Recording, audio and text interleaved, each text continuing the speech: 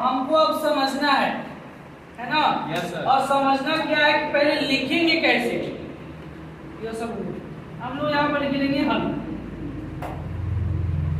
हल लिखने के बाद जो दिया है तो पहले उसे लिखेंगे कि माना, ये वाला लिखेंगे सबसे पहले, माना √5 एक ये अपरिमेय है ना, अब यहाँ पर लिख देंगे हम एक क्या है, एक परिमेय संख्या है।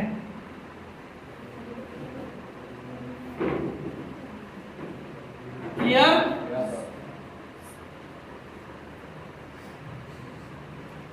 तो परिमेय संख्या का परिभाषा पर आप ध्यान देंगे कि परिमेय संख्या का परिभाषा क्या होता है। तो हम याद करेंगे कि जो P/Q के रूप में रहता है उसे हम लोग क्या बोलते हैं, रहता है ना। तो हम यहाँ पर क्या कर लेंगे, यहाँ पर मान लेंगे कि यहाँ पर माना P/Q बराबर √5 P/Q परिमेय संख्या को बताता है ना। तो अब यहाँ पर हम तीसरा तिरछी गुणा करेंगे, क्रॉस मल्टीप्लिकेशन। तो हम तीसरा तिरछी गुणा करेंगे तो यहाँ पर नीचे एक छिपा है। कोई लोग होते P/Q को A/B भी लिखते है ना। तो A लिखते हैं, A/B लिखते हैं, हम A/B ही लिख के दिखाएंगे, ठीक है। A/B ही लिखेंगे ताकि आप लोग उलझन में ना पड़े। तो हम यहाँ पर तीसरा तिरछी गुणा करेंगे तो A गुणे क्या करेंगे 1 और बराबर B गुणे क्या करेंगे √5। A को 1 से गुणा करेंगे तो A होगा और यहाँ पर B √5। अब इसमें जब यहाँ तक चल आ जाएंगे तब लिखेंगे दोनों तरफ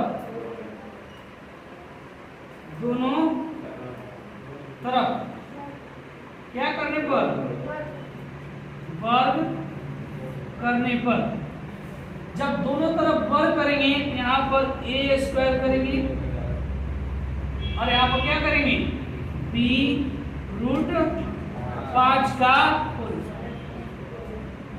A² को ऐसे छोड़ देंगे, ये देखेंगे तो ये स्क्वायर B पर भी है और ये स्क्वायर 5 पर भी। यहाँ पर क्या कर देंगे B² और गुणे और ये रूट खत्म हो जाएगा स्क्वायर से, यहाँ पर जाएगा 5। यहाँ पर A² बराबर हो जाएगा 5B² होगा। तो अब हम यहाँ पर लिखेंगे, यहाँ पर देखेंगे तो गुणा है, तो जो गुणा में है उसको ऐसे ही छोड़ देते, B² बराबर A²/5। अब यहाँ पर नीचे लिखेंगे A² को 5 विभाजित कर रहा है, ठीक है। इसके बाद से आगे बढ़ेंगे। अब यहीं पर हमको ध्यान देना है कि A² को 5 भाग दे रहा है तो हम इसी को बोलते हैं विभाजित। A² को 5 क्या कर रहा है, विभाजित कर रहा है। तो हम इसलिए इसको बोलेंगे कि A² को 5 क्या कर रहा है, विभाजित कर रहा है। तो अब यहाँ पर देखिए ये 5 है ना, तो हम A बराबर यहाँ पे इसको पहले समझेंगे। A बराबर हम अपने लेंगे यहाँ पर, अब दूसरा कंडीशन में चलेंगे A बराबर हम ले लेंगे 5C। A बराबर कर लेंगे 5C। यहाँ पर A रहेगा और यहाँ पर मान लीजिए 7 रहेगा तो ले लेंगे 7C। अगर 3 रहेगा तो A बराबर ले लेंगे 3C। अगर यही रहेगा A बराबर 9 11 यहाँ पर ले लेंगे A बराबर 11C। यानी कि जो नीचे रहेगा हम क्या करेंगे वही लेंगे। तो A बराबर का ले लिए हैं 5C। अब लिखेंगे A का मान, समीकरण इसमें कोई ना किसी को मान लेते हैं। माना हम इसको समीकरण क्या मानते हैं A। तो अब लिखेंगे A का मान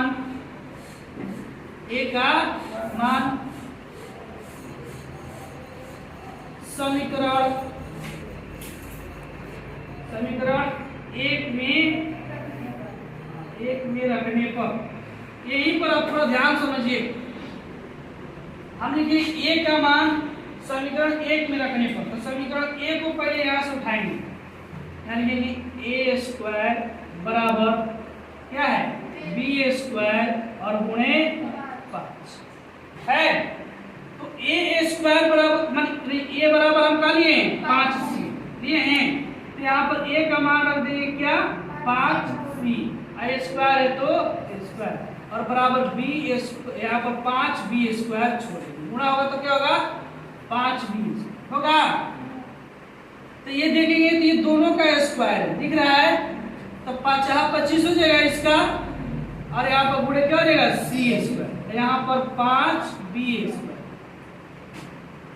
तो यहाँ 5 से कटा देंगे 25, यहाँ पर क्या बच जाएगा 5c स्क्वायर और बराबर बच जाएगा इधर b। तब यहाँ पर लिख देंगे c स्क्वायर बराबर b स्क्वायर बटे में 5। यहाँ पर लिखेंगे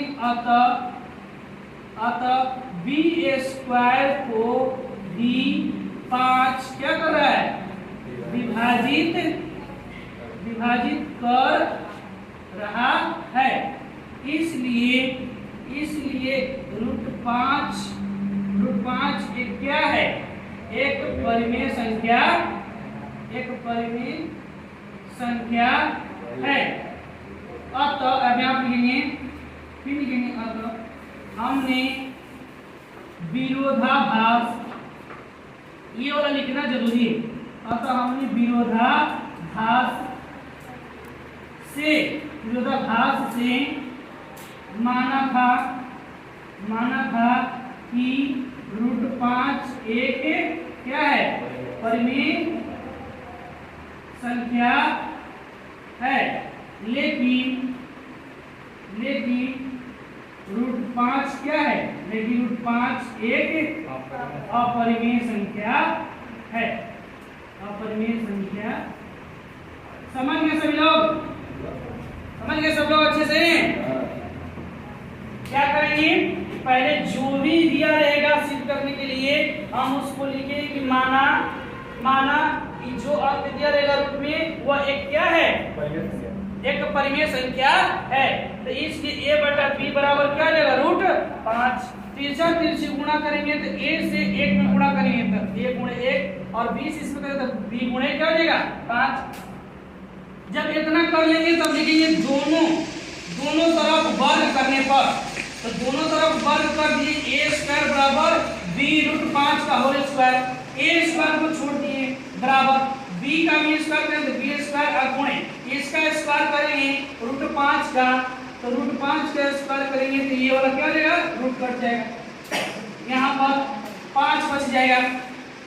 तो अब यहाँ पर देखेंगे a स्क्वायर बराबर इतना हो तो b स्क्वायर बराबर a स्क्वायर बटा में 5, तो जो a स्क्वायर को एक बार विभाजित कर दिया 5, अब फिर एक बार सिद्ध करना है हमको कि b स्क्वायर को भी हमको, यानी कि दोनों केस में हमको बताना है कि a स्क्वायर को विभाजित कर रहा है और b स्क्वायर को भी विभाजित कर रहा है कि नहीं। तो एक बार हमको बता दिए कि a स्क्वायर को क्या कर रहा है विभाजित कर रहा है। अब दूसरी ओर हमको ये लेना है कि माना कि नीचे बटा में 7 आ जाएगा, तो हम a बराबर क्या लेंगे 7c।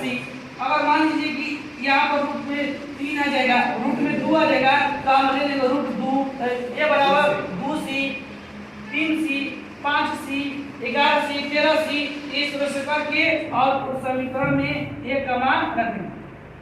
तो उसी प्रकार यहाँ पर a का मान ले लिए हैं 5c और a का मान समीकरण 1 में रखने पर, जब a का मान समीकरण 1 में रखेंगे तो यहाँ पर समीकरण 1 को उतार दिए हैं a स्क्वायर बराबर b स्क्वायर गुणे 5, तो a स्क्वायर a का मान क्या है 5c, तो 5c लिख दिए, यहाँ पर स्क्वायर है 2, तो 5 का स्क्वायर करेंगे तो 25, 80 का स्क्वायर करेंगे तो c स्क्वायर बराबर 5 और 5b स्क्वायर, 5 से कट जाएगा 5 बार में, यहाँ पर c स्क्वायर एक बार a को विभाजित किया और फिर एक बार क्या कर दिया c स्क्वायर बराबर b स्क्वायर बटा में 5, एक बार a को भी और एक बार b को, इस प्रकार दोनों को विभाजित कर रहा है, इसलिए √5 क्या एक परिमेय संख्या है। लेकिन हमने विरोधाभास से माना था कि √5 एक परिमेय संख्या है, ये लेकिन है क्या ये एक अपरिमेय संख्या ही है। ठीक है।